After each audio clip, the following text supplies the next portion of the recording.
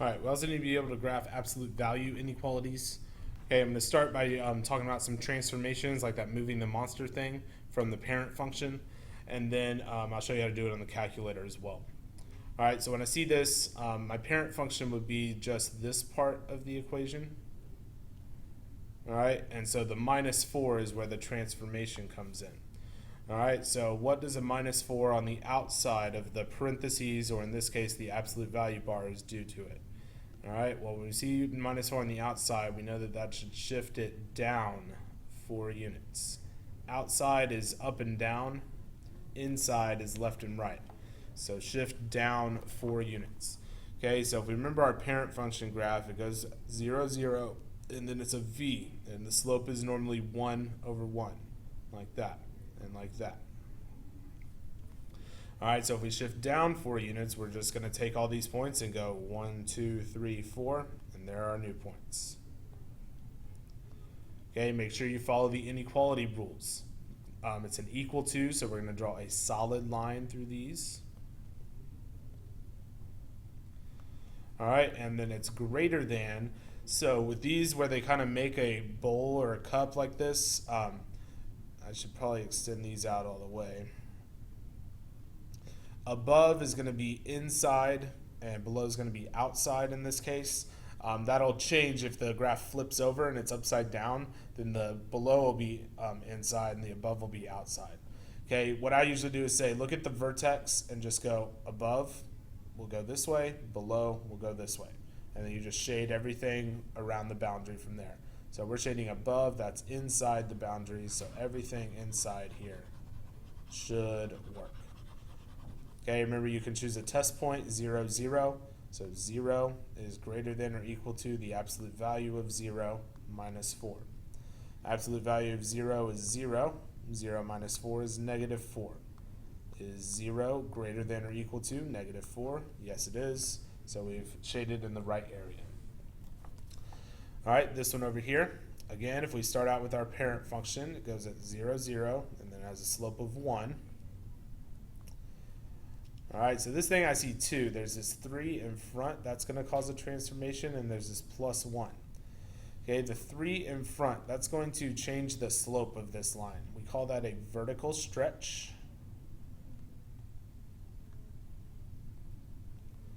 by a factor of 3. Then let me change what I'm doing here. All right, and then this plus 1 is on the inside of the absolute value bar. So it's not going to go up or down. It's actually going to go either left or right. Inside is left or right. Outside is up and down. Okay, and remember the horizontal ones are always opposite. So a plus 1 makes me think we should go right because that's where the positive numbers are. It's opposite. We go left 1 unit. All right, so the way the vertical stretch works is instead of my slope being 1 over 1, it's going to go to 3 over 1. All right, so all of these points are going to stretch up. So this one's going to go up to 1, 2, 3 over 1. And this one's going to go up to 1, 2, 3 above that one. Remember how you do slope, rise over run, rise over run. Okay, another way of thinking about it is we're multiplying the y values by 3. This y value was 1, multiplied by 3, it's now 3. This y value was 2, multiplied by 3, it's now 6. All right, same thing happens over here. It's going to go up to 3. This one's going to go up to 6. All right, 0, 0 stays where it is. 0 multiplied by 3 is still 0.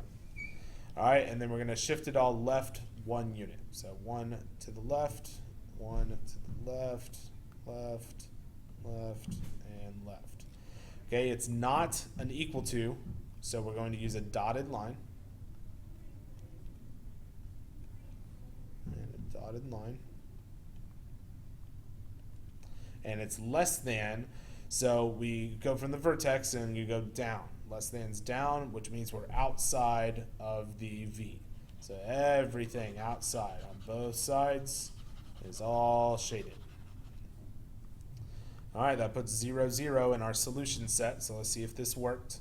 0 is less than 3, absolute value of 0 plus 1. All right, 0 plus 1 is 1. Absolute value of 1 is 1, and 3 times 1 is 3. Is 0 less than 3? It is, So we have chosen the right area to shade. All right, just to show you how this works in the calculator. Okay, if you pull up a graph page on the scratch pad, just pull up the graph scratch pad, press the letter B.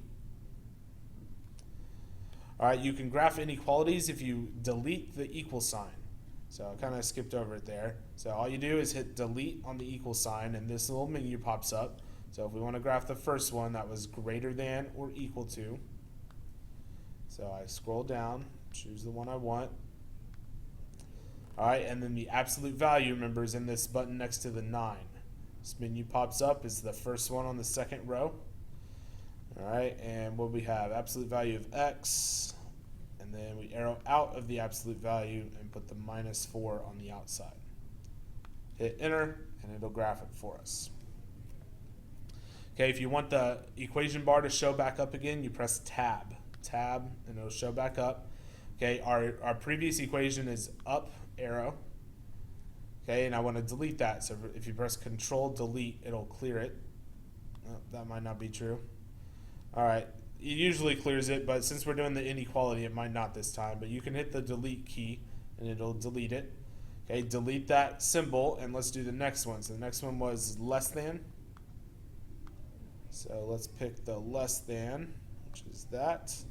And then we have the absolute value, or 3 times the absolute value. So let me put a 3 in front.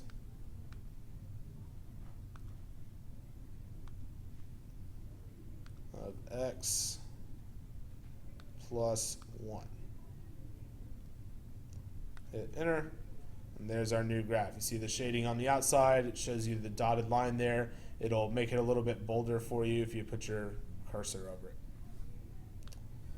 All right, one more thing I want to do is go back to linear a little bit, and I want to do a couple more complicated ones that you have to solve a little bit before you can graph it. All right, so this one we have to get it into slope-intercept, into y= form. So I need to distribute the 3/4. So that's 3/4 times 8. The way I do this is 8 divided by 4 is 2, and 3 times 2 is 6x. All right, on this one, I'm just going to do, so I still have my 4 there, and the 2 and the 4 don't really cancel each other out very well. So I'm just going to multiply it by the top. -2 multiplied by 3 is -6. We still have the over 4. Y is greater than 6. All right, I can reduce that. So I'm going to reduce that to -3/2y greater than 6. All right, now I need to move my x to the other side. I'm trying to get y by itself. So subtract 6x. So -3/2 y is greater than -6x plus 6. Okay, I'm going to multiply everything by 2. That's all 3 terms to cancel out my denominator. So that'll cancel. -3y is greater than -12x plus 12. And finally, I'm going to divide everything by -3 to cancel both the negative and the 3 out. All right, that'll give me y is less than positive 4x minus 4. Less than because the sign flips because we're dividing by a negative. And then remember to cancel out all your negatives. I see a lot of mistakes on those not canceling out correctly. All right, so to graph this, we plot our y-intercept at -4, and then we do our slope, rise over run, 4/1. Positive 4, up 4, right 1. Up 4, right 1.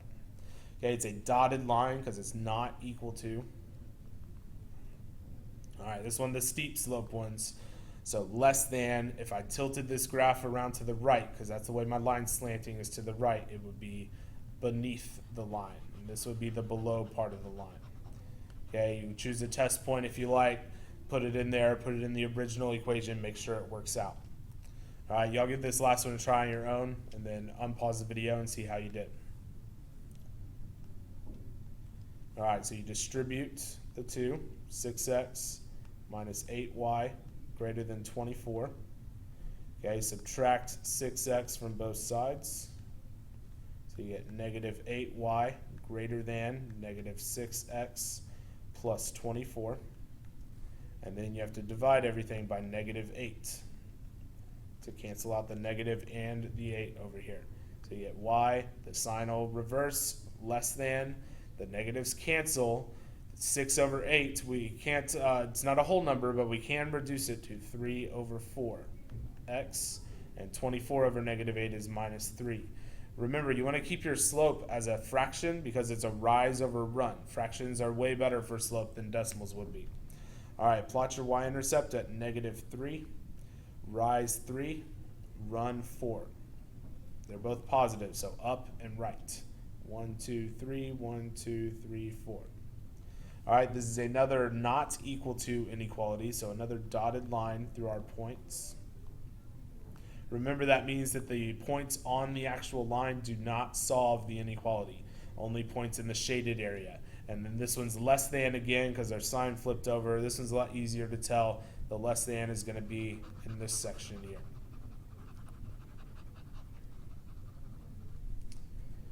All right, choose a test point if you like. Make sure it works out correctly and you'll know you shaded the right area. Okay, if you have a calculator available, you can also use the calculator to help you out there. Remember, hit tab to get the function bar.